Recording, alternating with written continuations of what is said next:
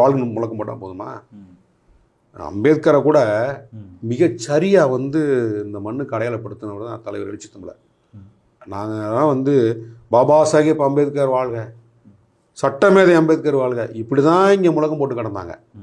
ஆனால் அம்பேத்கர் ஒரு மாபெரும் புரட்சியாளர். இன்றைக்கு எல்லோருமே புரட்சியாளர் அம்பேத்கர் வாழ்கன்னு சொல்கிறதுக்கு காரணமே தலைவர் எழுச்சி தமிழர் தான். அவர் தான் இந்த சொல்லை முதல்ல பயன்படுத்துகிறாரு, மதுரையில் பயன்படுத்துகிறாரு. அப்போ கூட சில உதவிகள் கேட்டாங்க, என்ன அம்பேத்கர் போய் புரட்சியாளர்னா?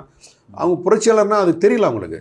இல்லைக்கு அப்புறம் தான் இன்றைக்கு எல்லாருமே இன்னைக்கு புரட்சி பாரத்தில் இருக்கவங்க கூட புரட்சியாளர் அம்பேத்கர் வாழ்ந்துன்னு சொல்கிறான். பிஎஸ்பியில் இருக்கும் கூட புரட்சியாளர் அம்பேத்கர் வாழ்ந்துன்னு சொல்கிறான். அது உதிரிகள் கூட புரட்சியாளர் அம்பேத்கர் தான் வாழ்க்கைன்னு சொல்கிறாங்க. அப்போ உன்னையே அம்பேத்கரையே மிகச்சரியாக அந்த தமிழ்நாட்டு மண்ணுக்கு அடையாளப்படுத்தினது எழுச்சி தமிழர் தான்.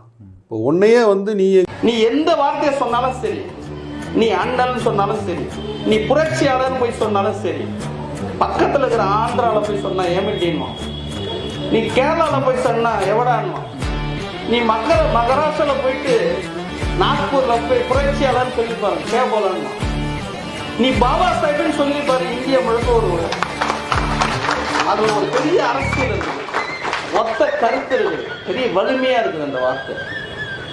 அதனால எந்த வார்த்தை சொன்னா இவங்க அடையாளம் பட்டுருவாங்க, இவங்க ஐடென்டிட்டி ஆயிடுவாங்க, பாபா சாஹேப் சொன்ன மாதிரி ஆர்கனைஸ் ஆயிடுவாங்கன்றதுக்காக இந்த ஒற்றுமையை சீர்குலைக்கிறத ஏதாவது பேர் சொல்லிருப்பான்.